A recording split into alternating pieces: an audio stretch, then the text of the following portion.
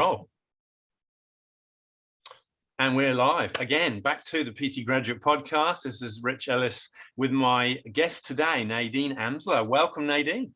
Hey, how's it going? Really well, thank you. So much time has passed since since those awards. Well, so much time, a few months. But congratulations on winning the PT of the Year award, New Zealand Exercise Awards. Yes, no, thank you so much. It was quite a journey to get there, and I was, to be honest, quite surprised and shocked to actually have taken it out, which is awesome, especially going up against all the incredible finalists who I was just like, everyone deserves it. So it was pretty cool to win it though. Yeah, you're right. I think once you get to the finish line of that final round, everybody's a winner, really. It's just like, where's the cigarette paper between you? It's a close thing, but having been through the process myself, but also now sort of sitting on the other side of the table and watching you guys perform and sort of give us your answers to questions and the research and all the work that you do behind the scenes before you turn up and sort of say, hi, this is me, and we get to meet you. Your energy and enthusiasm stood out. I mean, obviously we're all enthusiastic about what we do, but you just had that extra, the sort of the X factor, if you like, that made you stand out. And I guess that's to the benefit of your clients, right? I mean, they get to work with you day in, day out, and benefit from that. So that's great. Yeah, no, it is. That's it. Like, each of my clients, they're just actually not just clients; they're actually friends and family. And I get told most days, like, why do you care so much about all of us? And I'm like, oh my God, like, if you're painting, I'm painting. And it's like, it is, I know their stories, I know their lives, I know what's going on. And, now that we're training over 200 clients a week, like I make sure that's the one thing that just doesn't change. Like, each client should be appreciated, no matter if they're in a large group, if they're in a semi-private, especially my one-on-ones. But it's all those things that actually determine their performance when they actually show up to train with us. Because the exercise is the little cherry on top to their well-being. So good. You say performance, and I've got a few notes here, which one of them is women's health and performance, and I guess that's an area where you specialize, and that's what you define Outfit as focusing on. Can you go into that in a bit of detail, and sort of, because obviously you've got some qualifications and things that sort of support that focus as a business? Yes, yeah. So with training women, especially, the performance that they have actually changes every single day.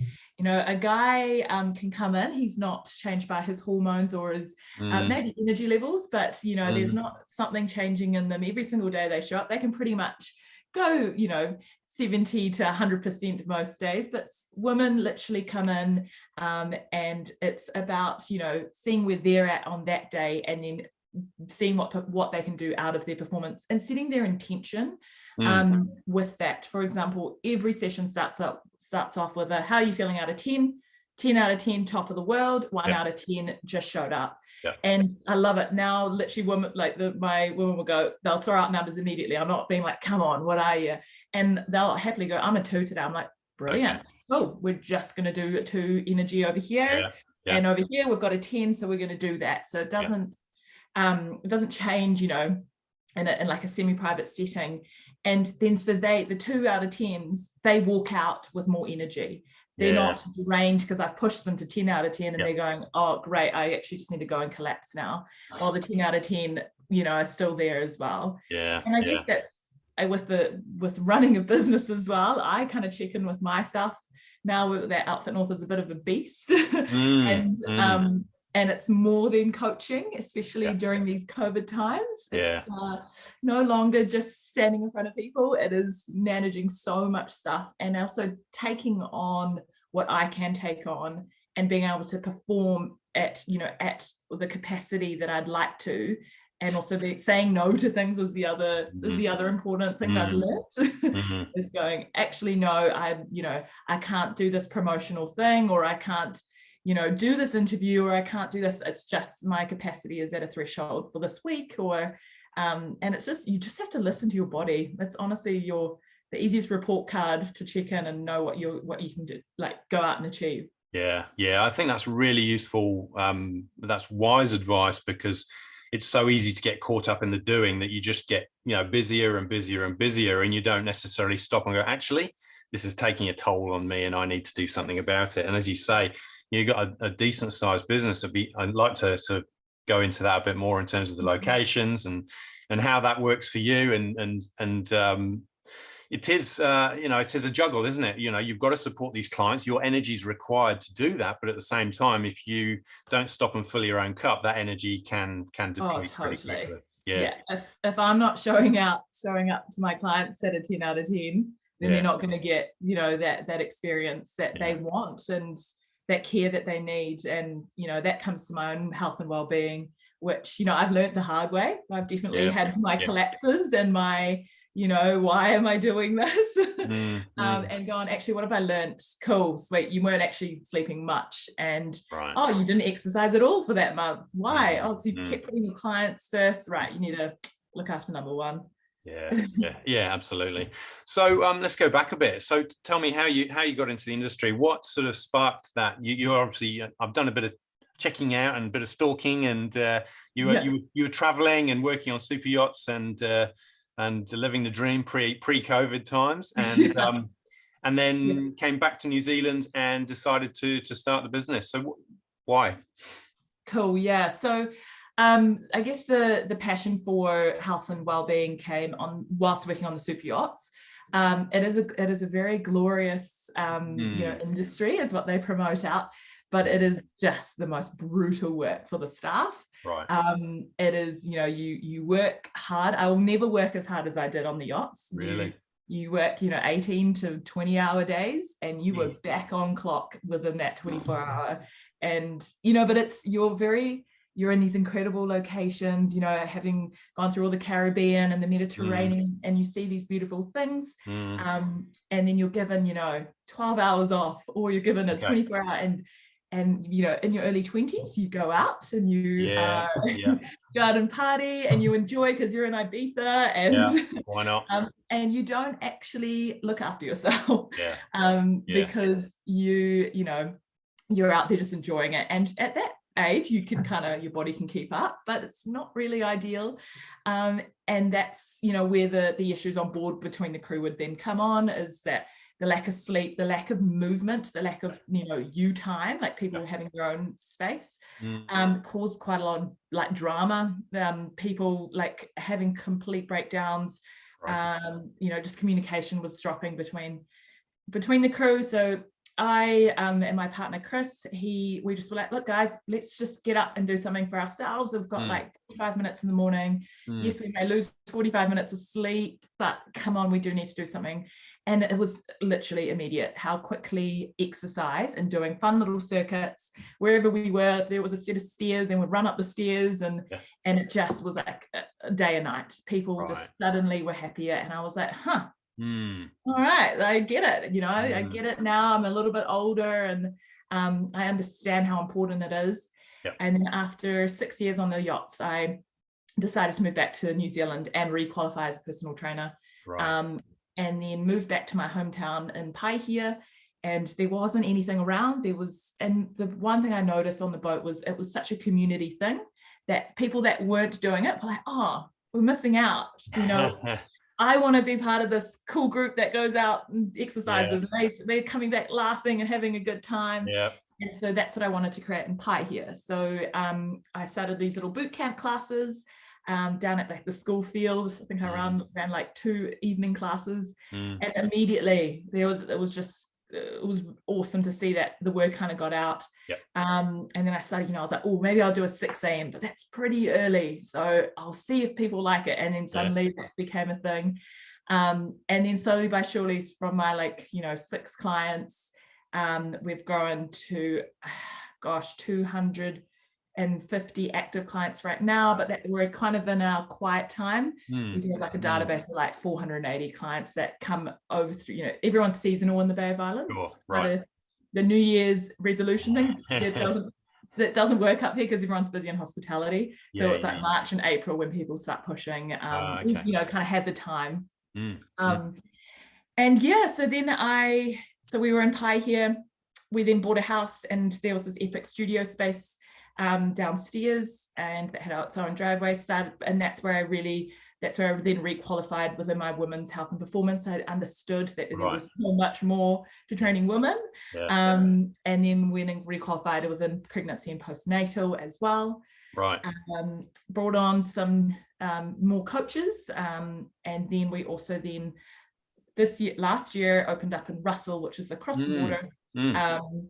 But yeah, and then so we're actually in an hour, I'm taking a brand new class over there, which is yin yoga with one of my other coaches.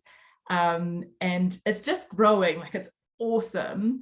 And it's because I remember someone saying to me, but Nadine, it's never going to be successful. You're in Pai here. Like there's population 2,000 people. And I was like, and I love a competition. I was like, you watch me. I was like, I knew from a kid, I was like, I'm going to be I'm going to be a business owner. I ain't working for someone else. Yeah. And, you know, if you put the graft in and you stay true to yourself and you're a good person, you're going to succeed in, you know, what you want to, you know, succeed in, which is awesome. And so, yeah, now it's turned into a beast. We have 7 coaches now. Just brought on a new one last week. Okay. Yeah. 3 locations, and yeah, it's full on. Yeah. So I mean, I've got a question to follow up to that, but there's something else in my mind. How long does it take to drive around? So I leave an hour before the class starts. Bloody hell. So yeah, could you talk to your accountant about getting a company jet ski? I feel like, yeah, I should, right? Like, how long would it take to whip across on a jet ski? Probably not that long, but it's just like the admin of like mooring it on the side and that side. Right. To be honest, just an anchor. I haven't had travel time ever in my life, and it is like, you know, it's great, and there's not much service. I have this like literally, you know, 40 minutes of just kind of like quiet time, and that's when I'm like often thinking of things, going right, actually I'm seeing an opportunity here, cool, I'll do this. So I actually don't mind it. yeah and I guess it helps you wind up, but it also helps you wind down with that forced quiet time. And you know, you can do the podcast thing and catch up on admin, because your phone can do so much with your voice now, can't it? Right, like you can dictate notes and ideas and things while you're driving, and it's still safe. Yeah, exactly. Smart. So now I've forgotten the other thing that I was going to say. What it was the fact that, you know, obviously this business has grown. You've done an amazing job in building it. You've got your 2 locations plus your third for your classes. When that happens, you kind of automatically kind of become a bit of a manager as opposed to a PT in your business, and you get into it because you've got that passion for helping people and doing the PT stuff. How have you found sort of striking that balance between sort of managing this thing as opposed to still working in it? Yeah, good question. And that's something that I recognize right from the beginning. As I'm always communicating with my clients, I send out questionnaires often and go, hey guys, how are we happy? Like, you know, now that I'm obviously not in front of you every single day for every single class, are you still happy with the quality? And I literally get reviews on the coaches. Right. So I message every single client probably over 2 weeks. Okay. Hey, how's it going? Hey, remembered your dog Teddy was coming up for a surgery, Yeah. You know, like, so I'm sending out messages, and I pop into classes. I actually, now that I don't coach every class, I actually can take part. And so it's cool to go to a class and just go shimmy up to, you know, one of our clients, go, all right, we're working out together today. And for them to be like, oh, cool, head coach is working out, you know, and it's like, we're having a laugh, we're having a good time. And so I'm at their level. I'm no longer just their coach. I'm huffing and puffing and sweating away next to them. And it is checking in with clients and, you know, letting them know that I am here.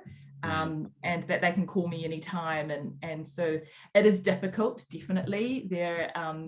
And I worry that if it gets more and more bigger, do I lose that touch and the reason why people, like how Outfit North was built.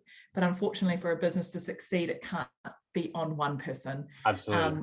And that's why I'm a mentor to my coaches. We just had our weekly meeting just now, and I'm just like, cool guys, what's going on? And I give them we work on something, a new skill. Essentially, like, they are me across, and all of the coaches were all clients that I shoulder tapped.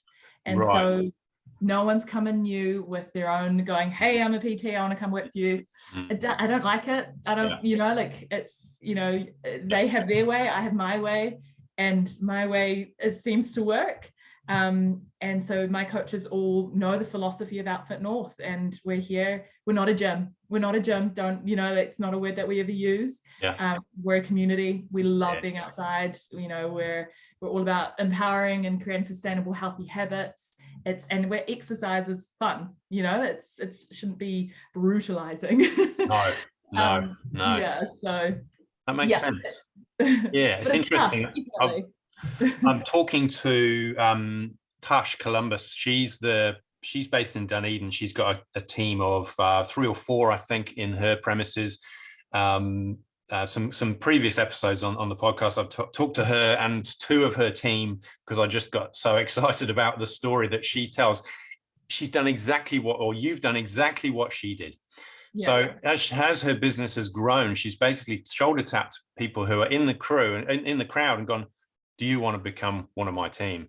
And I think that is a very smart move, because they already understand the culture. Like you say, they already understand how the business works. They haven't got to be molded. It's just a matter of, right, well, as a coach, these are your responsibilities, get the qualifications, blah, blah, blah. Exactly. But they've got that empathy for the people that are also now their clients, because they were there before. I mean, it's a no-brainer. Rather than going, oh, let's go to the colleges, talk to the PTs that are coming out of the colleges, the amount of time and effort that would take to get them up to speed to where you want them to be, which is, a replica of you in different locations. Smart move. And the fact that she's got an incredibly successful business, you've got an incredibly successful business, I reckon that's probably one of the key recipe ingredients to that. Totally. Yeah. And also just, like your coaches, and just respecting them. Like, at the end of the day, if my coaches aren't happy, no one's happy. So, and it's, I try to make them, take days off on their birthdays. As soon as they want a day off, sweet, let's plan it in. Like, things are going on, they're having a tough time. All right, we'll step in, Like, we're here as a family to essentially support one another. And, and it's rewarding them in ways they want to be rewarded as well. Like, some of my coaches, they're like, can you not say congratulations to me in front of a big group? So I slip them a little note and pop it in their bag. And it's understanding their personalities and actually working to them as a person, not as a generic, hey, well done. Like, no one loves that. So, so each of my coaches is individual, and you've got that's the most important thing, is keeping your team happy. Yeah, you're right. And that's a Richard Branson philosophy. He says, look after the team first and they'll look after the customer, as opposed to putting all your work into looking after the customers and kind of forgetting about the team that actually do that job. Yeah, exactly. Makes total sense. Another of the ways you've been smart in terms of, I guess, leveraging technology so that you can free yourself up from the day-to-day is PT Minder, I noticed. So you've got that for products, you've got that for classes. I haven't ever used it, but I knew it existed. Can you give us a quick rundown on why you use it, how you use it, and what it's done for you? Totally, yeah. So PT Minder is kind of my database and how I run the whole business. Right. That is, all my classes are on there. So clients book into classes. I can book my one-on-ones and semi-privates on there. Collects all payments, which goes through Easy Debit, which is a separate collector. I can do, it's got everyone, all my clients' information. We do our messaging through there, so all the coaches are on there as well. And so when the coaches message clients, it's all through this one platform. Right. Which is awesome. Yeah. It is an absolute, like, it's been fantastic. And they've grown with me, honestly. Right. Every day, if I want to be like, hey, look, I've forgotten how to do this, or can you add this feature in? I would like to be able to put people into groups, like my Russell group, my Opal group, Yep. It'll take them maybe like 10 to 2 weeks and go, yeah, here you go, here's a new function. Nice. I'm like, Wow. Brilliant. Like, you've just saved me so much emailing, because I can email everyone in one hit. I can email a group. And I can see, how the income that's coming in and going, right, January's not looking so good. Why? And then go into and do reporting and everything through it too. Fantastic. So you've kind of got that overarching management reporting that gives you a good insight into where the business is going well and where it may not be going so strong. So it just gives you information to make smarter decisions, I guess, as well. Yeah. Oh, absolutely. And then I have someone that does all my reporting for that as well. So it's pretty cool. Brilliant. Awesome. Where did you pick up all this business acumen? Grew up in a family that ran businesses. Okay. It is quite funny my family ran bed and breakfast and restaurants. So I always just saw, my mum running around and being busy and on her feet. And I mean, I grew up in a bed and breakfast. So I would get outside my bedroom door and I'd have to be on, there was no slouching around in your PJs. It was good morning. How did you sleep? So I definitely 100% put it down to my parents, and they were very like, if they were having tough times in the business, it's not like it was hush, hush, hush. It was like, they'd talk about it over the dinner table. How are we going to do this? So definitely, it is funny. Since I was like, I look back to my like kids things, that's like a 10 or 12-year-old. I was like, what do you want to be when you're older? And I always said a business owner. And I never knew what it would be. I did go to uni and study business, marketing and accounting.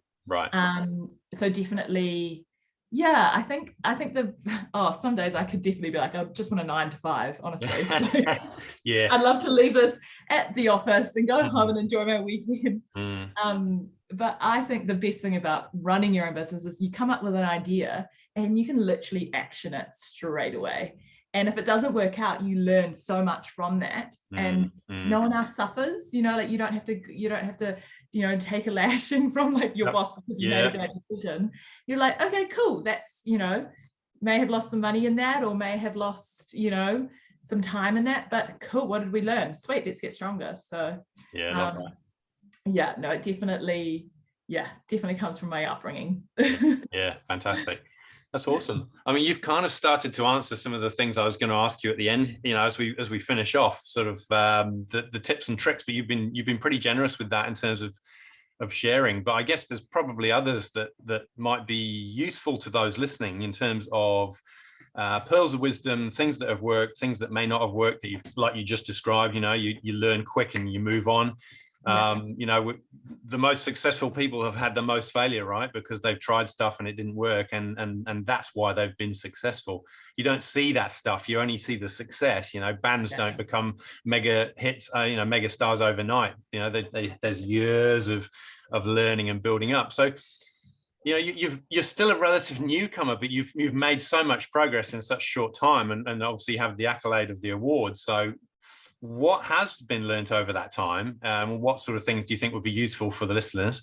And then what does the future look like? What can you share in terms of what you think the future might look like? Yeah. All right. So tips, I guess, for running, I guess from a business owner of a fitness, within a fitness industry, is, I guess, number one is put yourself first.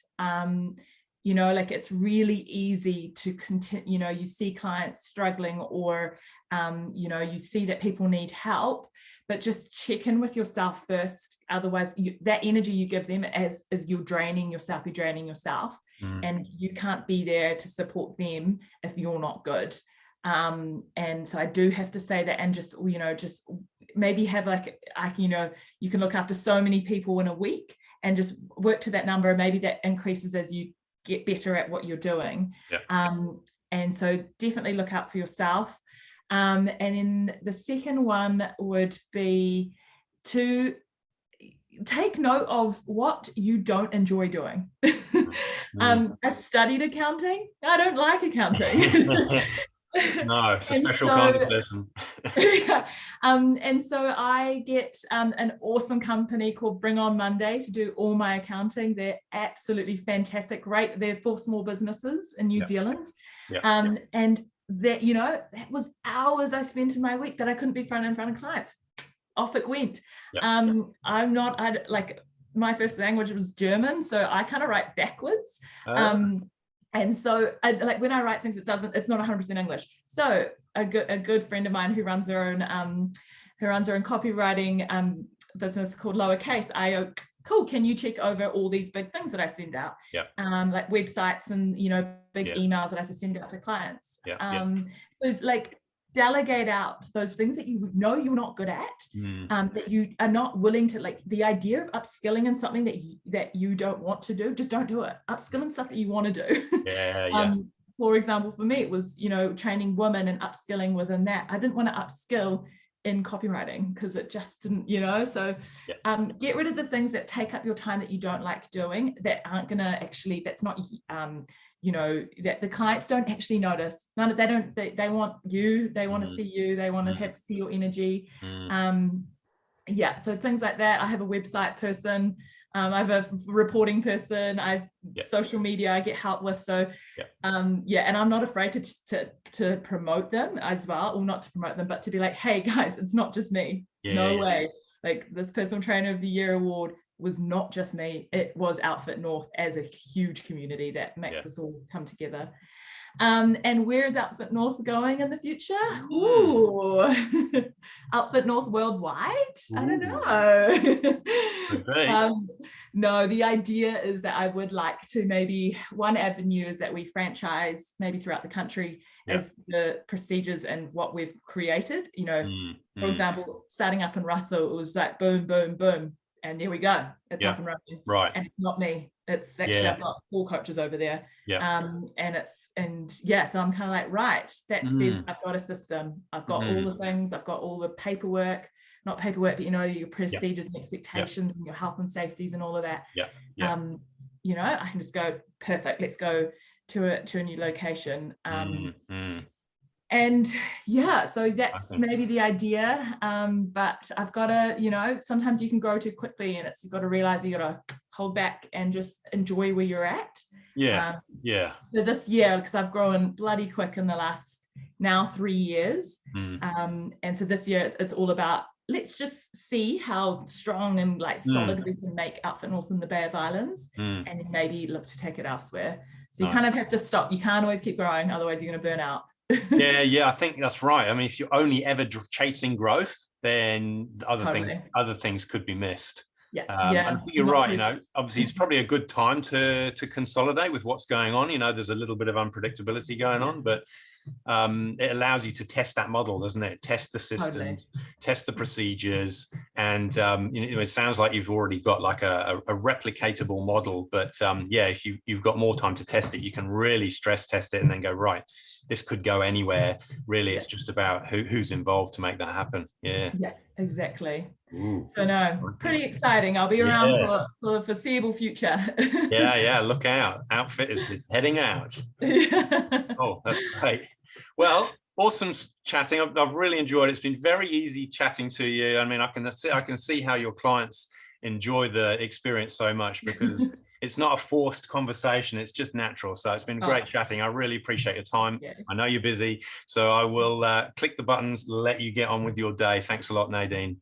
Hey, thanks so much. I appreciate it. You have a wonderful Friday. See ya. Thanks, you too.